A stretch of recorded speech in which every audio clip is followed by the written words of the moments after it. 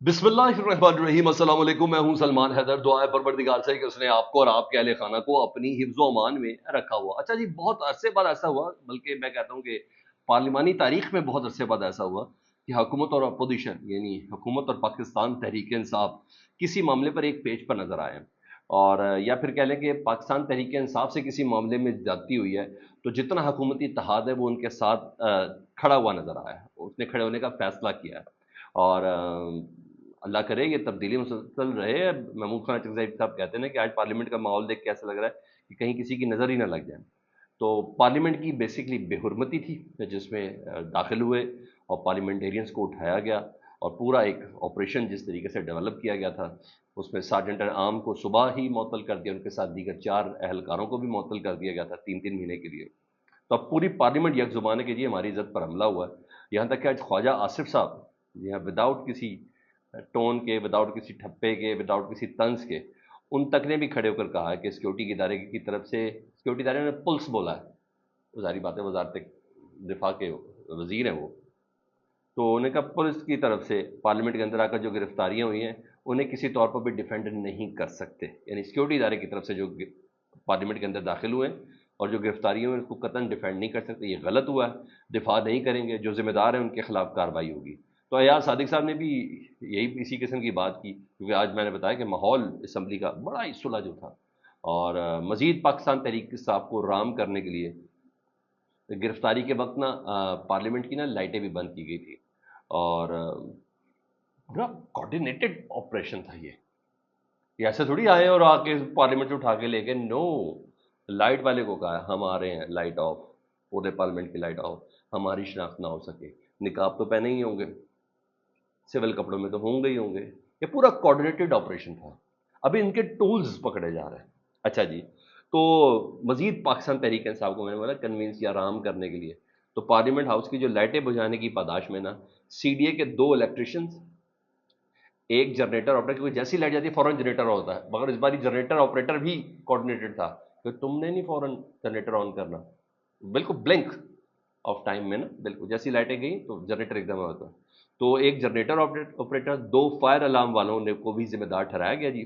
और ये पांचों अफराद भी मुअत्तल कर दिए गए, यानी सुबह 4 अफराद और शाम को 5, यानी आज दिन में 9 अफराद मुअत्तल हुए हैं।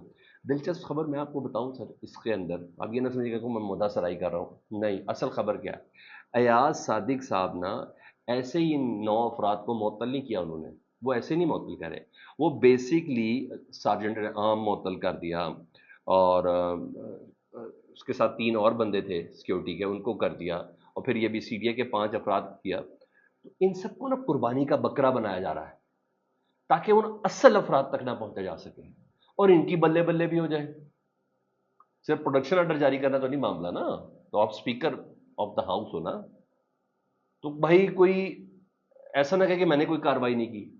इस तमाम 9 अफराद की गिरफ्तारी में और प्रोडक्शन ऑर्डर में भी मैं आपको आगे लेके चल के बताऊंगा, वो दरअसल वो जो अफराद दाखिल हुए थे ना, ये उनको बेसिकली बचाना है कि देखिए मैंने तो अपने तय ये तमाम कोशिश की है, इनको ऐसे नहीं मुअत्तल किया जा रहा। अच्छा जी, बेसिकली इन बेचारों को स्केप गोट, कुर्बानी का बकरा बनाया जा रहा है। इन अफराद को, बेचारे तो नहीं है, लेकिन बहरहाल क्योंकि मैंने आपको बताया, अगर लगा मैं इस एजेंसी से हूं, खबरदार पीछे हटो, तो क्या करेगा? लाइटें बंद करो मैं कह रहा हूं, वो लाइटें बंद ही करेगा। जनरेटर नहीं चलाना, वो जनरेटर नहीं चलाएगा। हकीकत है, मैं आपसे किताबी गुफ्तगू क्यों करूं? जो हकीकत है वही तो मैं और आपने तो बात करनी करनी है ना। लाइक ये चीज थी। अच्छा जी, भाई असल बात तो है, अब उनके खिलाफ एफआईआर दें जो अंदर दाखिल हुए हैं, उनकी शिनाख्त करें, उनको पकड़ें। असल चीज तो वही है ना। तो जब वो होगी तो तब देखें। दूसरा मैंने फिर आपको बताया कि पार्लियामेंट का माहौल अच्छा था, तो सब एक पॉइंट पर इकट्ठे भी हो गए, तो नॉर्मल हुआ, लड़ाई नहीं थी, एक दूसरे को सुना जा रहा था और कोशिश भी यही थी। और मैंने बताया महमूद खान चकधरी साहब ने यह तक कहा कि अल्लाह करे पार्लियामेंट को अब ये नज़र ना लग जाए इस माहौल की, मैं दुआ करता हूँ। इस दौरान तजावीज़ भी पेश की गई और स्पीकर एयाज सादिक साहब ने कहा कि क्यादत बैठे रहे बैठे, क्यादत बाहर जो है पार्लियामान से बाहर, वो आपस में बैठे ना बैठे, कम से कम पार्लियामेंट ने रोज़ एक मछली मंडी बनाता। उन्होंने कहा क्या मसाके पार्लियामेंट नहीं हो सकते, यानी मसाके जमहूरियत, मसाके मीशत का, मसाके पार्लियामेंट की तजवीज़ उन्होंने दी, तो ताकि पार्लियामान को तो चलाया जा सके।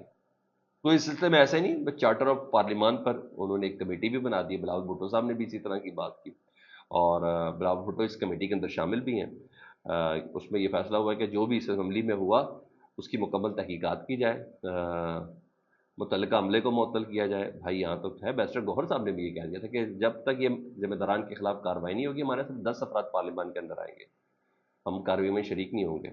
اور اس کے بعد ان کو منانے کی کوشش بھی کی گئی، لیکن بہرحال ایاز صادق صاحب نے بیرسٹر گوہر صاحب کو بلایا اور میں نے کہا آپ سیدھا آ جائیں میرے چیمبر میں، اور کہا کہ بس آپ اکیلے آئیں اور کوئی یہ نہ کہے کہ ہم کوئی ڈیل کرنے لگے، آپ آ جائیں۔ تو پھر 10 اراکین پارلیمنٹ کے نا پروڈکشن آرڈر بھی جاری کیے، کل زبانی کا تھا، آج آنا چاہیے تھا، نہیں آئے، آج انہوں نے جاری کیے، کل کے اجلاس میں وہ آئیں گے۔ مگر عطا تارڑ صاحب جو وزیر اطلاعات ہیں، آپ کو پتہ ہے وہ بہت ہی بے خبر ہوتے ہیں، اور یا بہت ہی باخبر ہوتے ہیں۔ بے خبری یہ ہوتی ہے کہ پارٹی پہ پابندی کا اعلان کر دیتے ہیں، اور وہ کہاں گئی بات آج تک کسی کو نہیں پتا، ساری پارٹی ان کے تھے، کیونکہ وہ شہباز شریف صاحب کو کسی نے کہا تھا کہ پارٹی پہ پابندی لگا دیں، بات کر دیں، شہباز شریف نے عطا تارڑ صاحب کو، کسی کا بھی نہ کسی سے کوئی بات نہیں تھی، وہ کہہ کے ابھی تک وہ عزت ذرا بچاتے ہوئے نظر آ رہے ہیں۔ لیکن عطا تارڑ صاحب نے نا بالکل مختلف ڈائریکشن پہ، جس ڈائریکشن پہ ایاز صادق اسپیکر ہے اس ڈائریکشن پہ نہیں ہے۔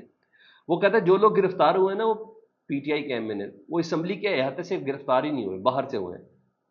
ارے انکل، اگر ایسی بات ہے تو مجھے یہ بتا دیں کہ کسٹوڈین آف دا ہاؤس ہے، اسپیکر ہے، پھر اس نے جو اتنے افراد ہیں، سارجنٹ ایٹ آرمز ہو گیا اور دیگر لوگ ہو گئے، جنریٹر والا، سی ڈی اے کے تمام افراد یہ جو اندر کام کرتے، ان کو کیوں معطل کیا؟ ان کو کیوں معطل کیا جب اسمبلی کے اندر تھے؟ خود ایاز صادق صاحب کہہ رہے ہیں کہ لوگ اندر داخل ہوئے، یہ اچھی چیز نہیں ہے۔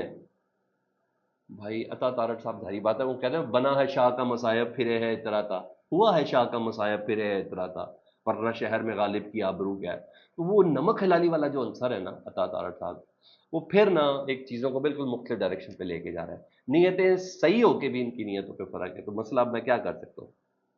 بہرحال یہاں اس وقت پوزیشن اس لحاظ سے یہاں چل رہی ہے۔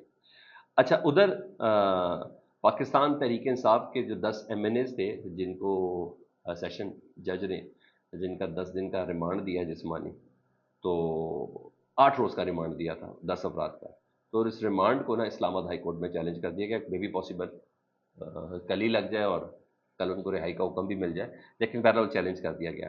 ادھر مولانا فضل الرحمان صاحب کی سمجھ نہیں آ رہی،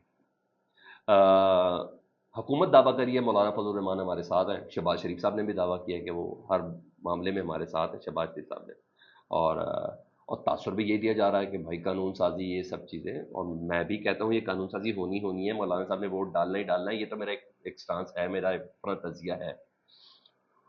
تو مولانا صاحب لوگوں کو کچھ اور بتا رہے ہیں، شہباز شریف صاحب کچھ اور کہہ رہے ہیں، قانون سازی پہ نور عالم خان کا بل ہے، تو یہ ساری چیزیں تو ہیں جوڈیشل پیکج کے حوالے سے۔